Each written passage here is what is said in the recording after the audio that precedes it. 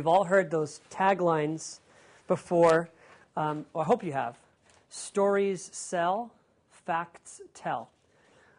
If I was to listen in on your conversations, if I was to read all the emails going back and forth between your sales teams and prospects, here's what I'd find.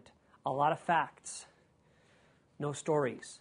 If you don't have a story, you've got to, either the developer better come up with a story, there's got to be a story involved. And what I would strongly suggest when you look at your marketing, you've got to figure out, why did the developer do this project? And there should be a beautiful developer story. Where'd they come from? Why are they doing this particular project?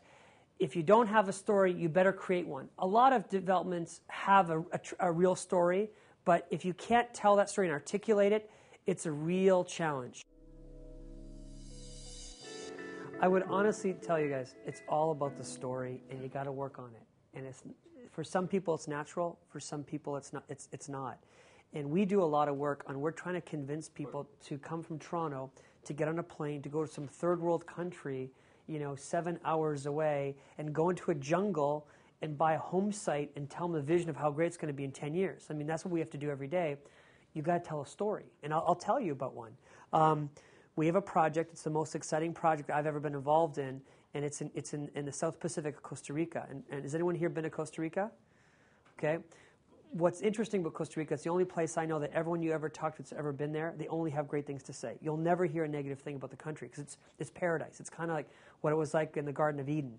And it's got, very small landmass, very tiny part of the world, but 6% of the biodiversity, which means you see species and animals you couldn't even imagine. Just a beautiful, lush, gorgeous countryside, and the nicest people in the world, and they all speak English. So it's a very special place. It's got the highest literacy rate in the world, best educational system in the world, best healthcare system. It's all free. So they don't have any poverty in the country, because when you take care of education, you take care of healthcare, you eliminate, begging on the streets.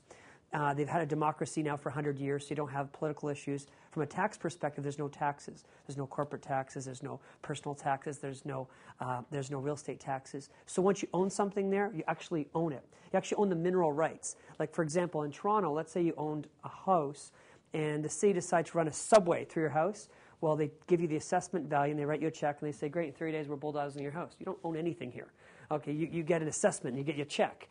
But there, you own the mineral rights on your home, and you actually own real estate. And once you own your home, you never have to pay taxes. So it's not like here where you have let's say you pay off your mortgage and you think you own your house, but then you don't pay your taxes. See what happens. See how long you own your house. I mean, they take it away from you.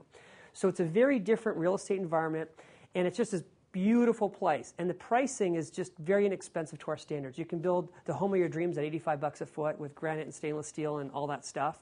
And you've got mountain views, and you've got ocean views, and you've got this perfect climate. Now, let me ask you a question. Am I passionate about this story? Is this exciting? So if I said to you, hey, you need to go check it out, it's a 2-day thing, it's going to cost you $500, you got to go see this place.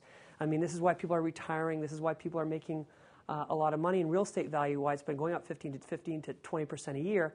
I mean, are you getting the difference of a story? I mean, and I'm giving you some facts, and I'm infusing it with some emotion.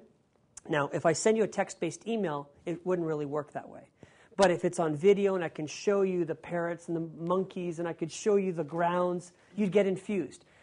I don't care what your project is. I don't care if it's a condo office, okay? You better have that kind of emotion. Because if you're selling to a small business owner and you're trying to sell a condo office, they hate paying rent. I have paid so much rent in this city, it makes me sick about how much money I pay. And I don't own my office. And the fact that I never had the opportunity to own an office in the city drives me nuts, okay? But in Florida, I mean, we can buy our offices. It's totally different. So you need an entrepreneur telling the story of, man, I wish I could buy my own office. And not just the write-offs and not only the cost of ownership, but just the feeling, because it's a great feeling when you've never owned a home and you move into it. You feel differently. Same thing with an office. There's a pride with your office that you own. So I don't care if it's a condo office or you're building stick homes in the middle of nowhere. You got to get passionate about it. And it's really important, because if you're not, how can you expect your sales team to get excited and jazzed up about it? And they got to be passionate about the developer story. And what's interesting with this developer in Costa Rica, I mean, they give away $10 million a year to all these environmental charities. They're all about saving the species. I mean, it's a cause for them. But you got to tell that story.